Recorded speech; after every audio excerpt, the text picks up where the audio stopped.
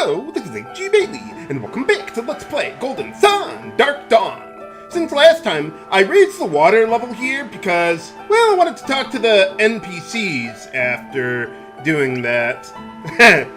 Yeah, the water, I guess, kind of is jumpy from your perspective there.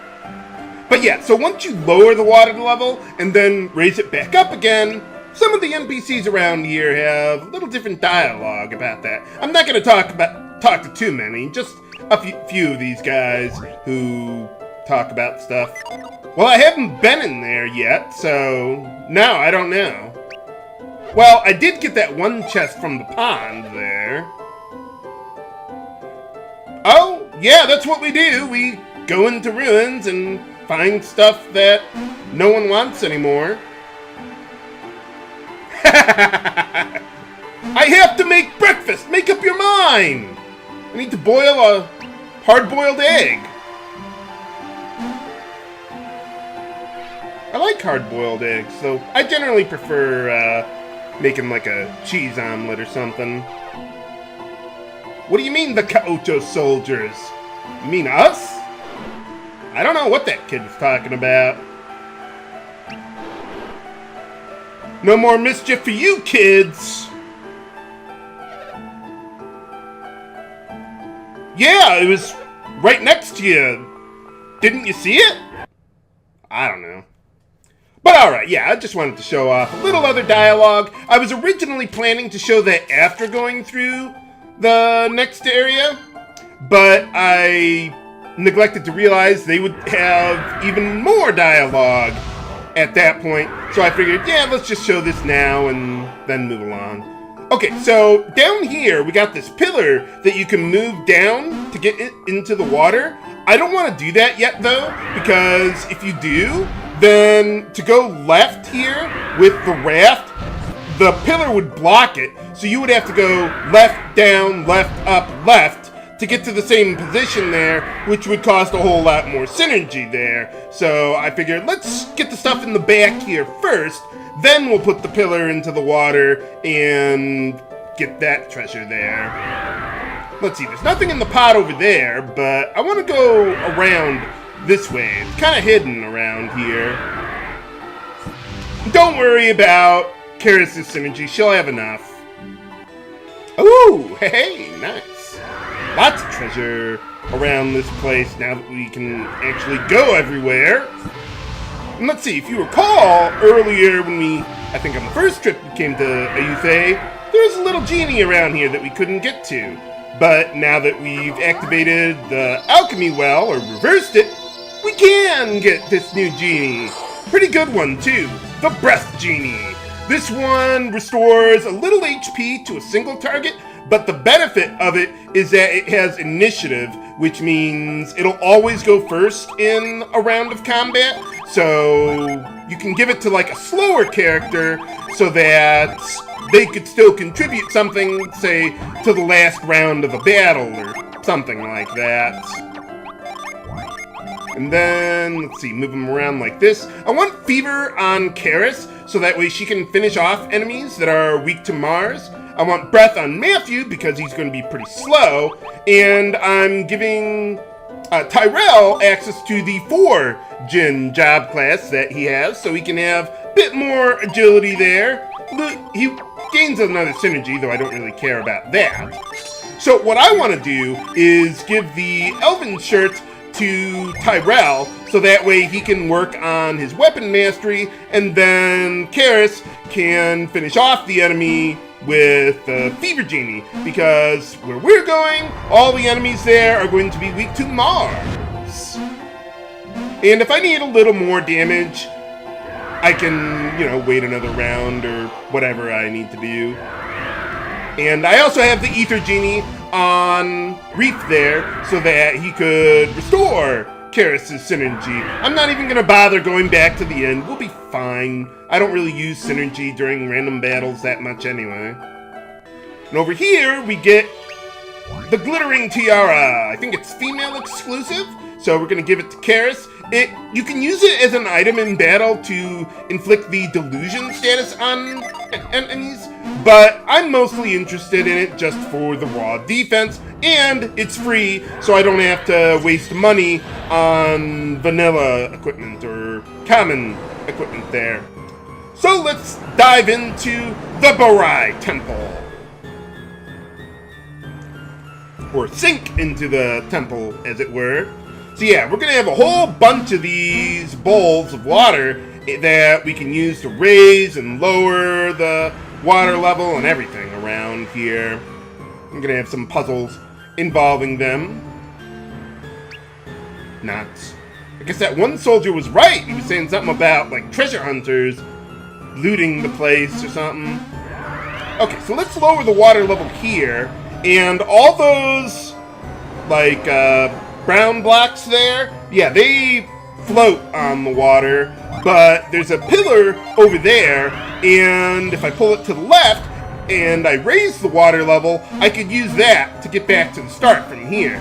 But I'm not going to be using that personally, but I just wanted to show that over to you. And, okay, chest in a symmetrical area. I was going to say, better be something important, but no, I guess not. Nuts. I want more nuts.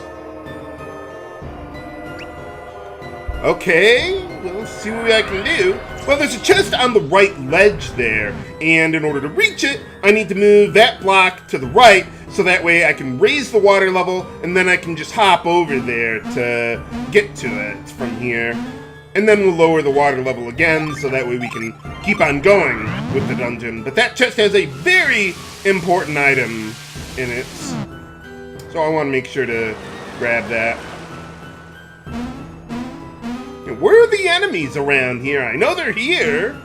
I've actually gone through this dungeon without a single random encounter before. And in this chest we get the Storm brand, which, despite having Storm in the name of it, let's see, well, it's a longsword, it's better for Matthew, so I want to give that to him. But yeah, the second ability on the Storm brand is Mercury Elemental, not Jupiter Elemental, despite having Storm in the name of it. I guess they mean, well, I mean, it's a hurricane, that's the name of the ability there. But yeah, I'm just giving it to Matthew purely because it's a long sword and it's more powerful for him. Eventually, I may have Tyrell work on that too, but Matthew is my primary concern. Okay, so here we got a couple new enemies, Cuddle and Lizard Man. All of them are weak to Mars. So what I want to do is give some work to Matthew and Tyrell there to develop their weapons. Wow, Cuddles have 104 HP. I was really lucky that didn't kill him. So now I can get the experience boost from that. And yeah, use the Ether Genie to restore some of Karis' synergy there. And I'm having Matthew attack the Lizard Man there because it has quite a bit of HP, and I'm pretty sure Matthew wouldn't be able to kill it anyway, even after 2 hits. And Lizard Man does give quite a bit of experience, so I want to make sure to get the Djinn kill on that guy. Matthew can take care of the Cuttlefish there, maybe get a little more healing in there, and restore the last of the synergy, and we should be good by the end of all this. Let's see, I don't think there's much special about these enemies. Cuddle could poison you, though I have not personally seen that. But, alright, got him. Yeah, lots of weapon mastery coming in here. We're going to be getting quite a few weapons in the near future, so it's important to stay ahead on your weapon mastery so that by the time you get those new weapons, you're not having 4 party members trying to develop weapon mastery all at the same time. Ideally, I'd like to keep it down to 2, maybe 3 at a time, but 2 would be the ideal. Okay, so now we can go below this area and, well, just like the Mercury Lighthouse, we can go through the waterfalls here to find some treasure. And this is another pretty important item, the kimono. It's a piece of body armor there, and it increases your agility by 10, gives you a little Mars resistance, but I'm mostly interested in it for the agility there. So I'm going to give that to Tyrell, and then give the Elven shirt to Matthew, because Matthew right now, I think, is a little slower than him, since, I mean, without the Elven shirt, that is. He's a little slower because I have the 4 Djinn on Tyrell right now. So Tyrell has a better agility modifier. You might also notice the kimono, even though it increases your agility by 10, that still gets affected by the stat modifier of whatever job class you're in. So it'll probably give you more than 10. Like, let's say you got a 120% agility modifier, it would give you, well, 12 agility instead of 10 there. So that's pretty nice. Okay, so what I need to do here, lower the water level, and then push these rocks around so that, or, well, blocks around, not rocks. Yeah, push them around here, so that way we can get into that doorway up there. And then raise the water level, and then we're good. Okay, now up there, you might notice, there's a little genie there. I could actually get it right now if I wanted to, but I'll save that for a little later after fighting another new enemy here, Hydra. Let's see, that guy is also weak to Mars. They can debuff everyone's physical defense by 1/8. But, yeah, that's not really a big problem. They give pretty good experience, better than the Lizard Man, which is why I used my Djinn on that guy. But it has less HP, so, yeah, one good hit, then the Fever Genie, that's good enough to get the job done there. So yeah, I'm not going to go out of my way for every single Djinn kill, but I will do what I can, at least one per battle. Now what you could do here is if you threw a fireball at the genie there, you could knock it off the platform and recruit it, but you get a little extra dialogue if you wait until after completing the dungeon and then coming back there, so I want to show that off. Okay, so you see there's that little slide that I'm going under there right now. You need to get that filled with water and then have that water pouring into the center of the pool there. Now, I just filled up that little bowl with water to mess around with the scale there. Let's, grow that vine there for later. So, yeah, I wanted to put it in the water in the right bowl so that way I could climb on top of the scale and go to the other side there. So yeah, this one, pretty simple. Just move these pipes around and connect them all, just like the Mercury Lighthouse. This part actually tripped me up the first time I played the game, because I couldn't see that you could go behind the pipe on the upper left part there, because it kind of looks like it goes right up against the upper level of the room there. I didn't think you could actually walk behind that, but no, you can. You're good. So yeah, connect all the pipes, get the water flowing, and then that'll go all the way over here. And now what I need to do is I need to empty the water from this bowl and fill up the other one. Now, normally what you're supposed to do is go down and around to the other side, but if you're on this platform and look to the left, you're just barely in range with the douse synergy to hit that one, so you never have to go on the left side at all. And then, yeah, that gets the water going where we want it to, so just climb up, jump in the stream of water. Whoa! I like how Matthew's just kind of freaking out while he's doing that. He does that in the dungeons with ice physics, too. So I just like the little animation with him just flailing around. Hey, all right. So how does that work? Whoa! Nice stash you got there, pal. Well, what do you mean? Well, you're a little late to the party on that. Well, it's here, and it's not going anywhere. Oh. So I guess it's kind of like the reveal synergy in the previous games, but with a little twist to it. So you'll see how it works in just a moment here. I don't know how an inanimate object can choose its owner, but okay. Well, it is his home. So, okay, let's see how it works.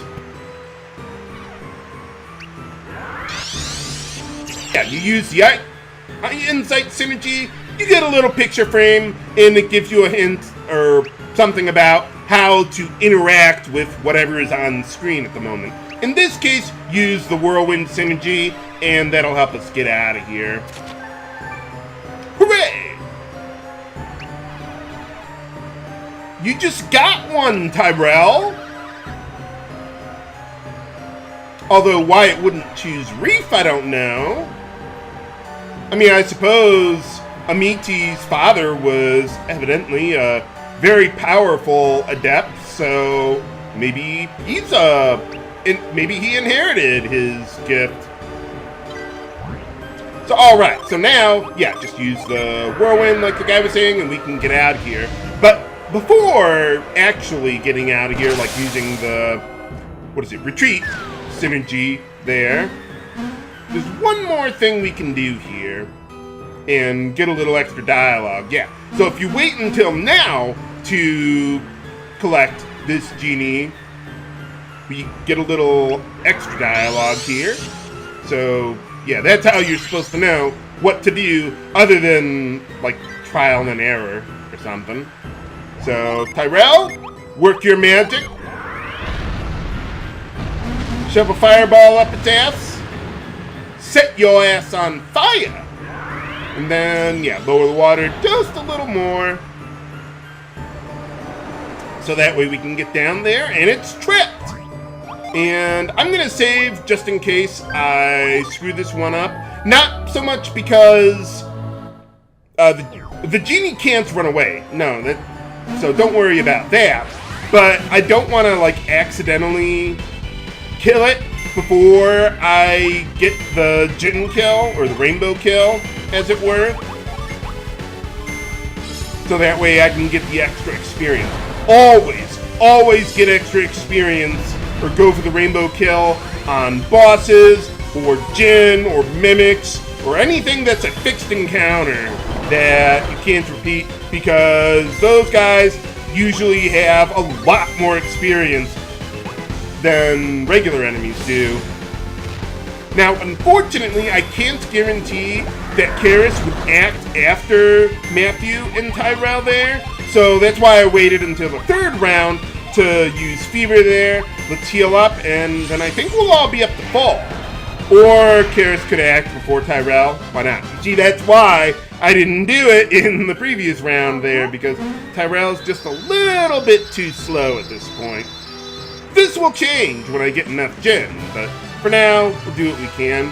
And we get this Surge Genie, which I think is identical to Flower as far as its function. It heals all party members. I think it has the same power level, too, as it. It's just a Mercury Genie. But alright, we're done with all our business here, so let's get out of here, and, well, we got what we came for. Hopefully, no one saw us. Well, there's soldiers who can clearly see what we're doing around here. Whoop, wrong synergy. I thought I still had it bound to that button there, but, no. Let's, try that one again there. Probably want to rest up before I get out of here.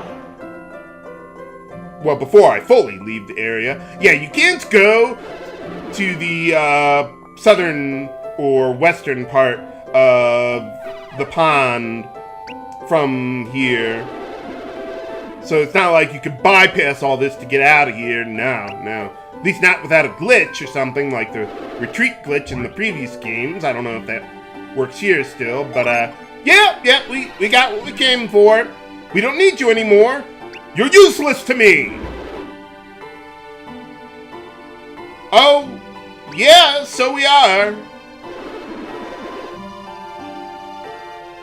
You could learn from their example. like wearing clothes. Yeah, just watching them kick ass and take names in my honor was, yeah, that was a great honor. Then again, as we all know in JRPGs, the less clothes you wear, the better defense you have. Absolutely. Adventure's my middle name. Yep, thanks for your help, but we don't need you anymore. No more party favors. But yeah, we got friends waiting for us, and we need to get a feather. Yeah, we need to go get the Saul mask there. Well, yeah, we'll raise the water level for you before we leave. We're just not going to leave you high and dry, or, well, low and dry, as the case is here. Yeah, how hard could the dungeon possibly be? And the puzzles within. Yeah, we kind of need his help for that one. I mean, you can't just give the insight glass. Well, you could, but I think you could, couldn't you? No, I don't know. I'd have to. I was thinking it was like the Sand Prince one, where it had to be like a Mars adept who uses that. Maybe I thought this was like maybe a thing like that, but no, I think it's exclusive to Amiti. I'll have to check that out. But not today, not today. Well, yeah, why else would they have left it here? Can you stick around a little longer with us, if you don't mind? We'll take care of him.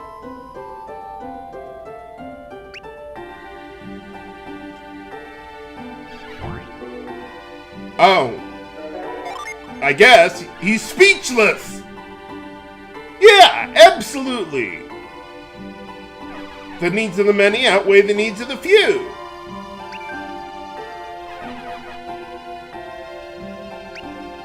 He's right in front of you, dude. Why are you talking about him in the third person? I mean, he's a caring soul. Oh. Well, then what? Hey! Well, I mean, he is an adept.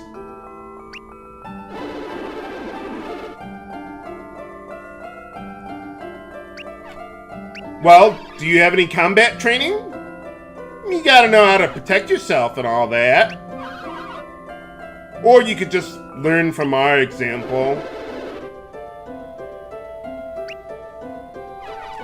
Well, it's not gonna take me 40 years to do all this stuff.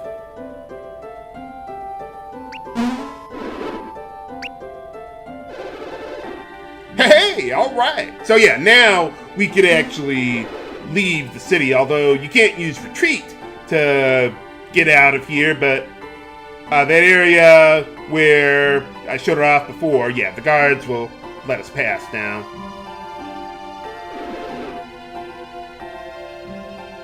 Hey, alright. Goodbye!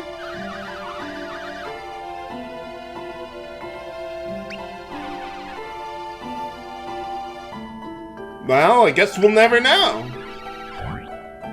I mean, how many blue-haired males could there possibly be? Not many.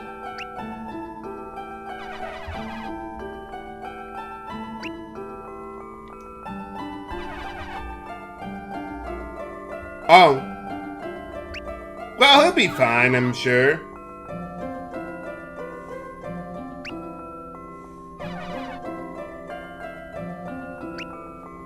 Sounds like a good deal to me. What do you mean?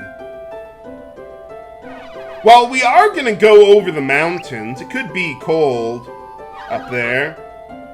That too. I want to leave your crown behind too. That too. No one stands out more than Tyrell. He should know.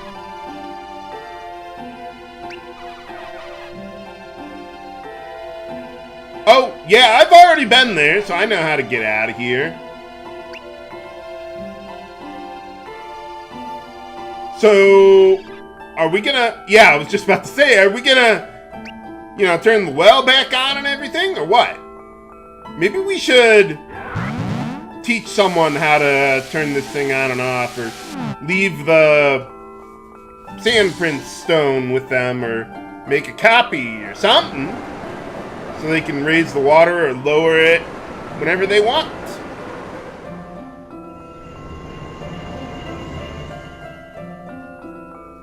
Well, back to normal.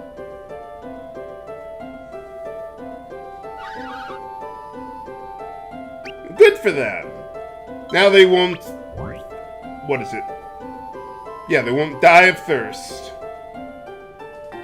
And let's see. On the way out, some people have new stuff to say, but this kid gives us an update to Amidi's entry in the encyclopedia there, so I wanted to make sure to talk to him there. But how can we possibly get into the Ouroboros? Find out next time on Let's Play Golden Sun Dark Dawn. This is H.G. Bailey, signing off. Have a good day!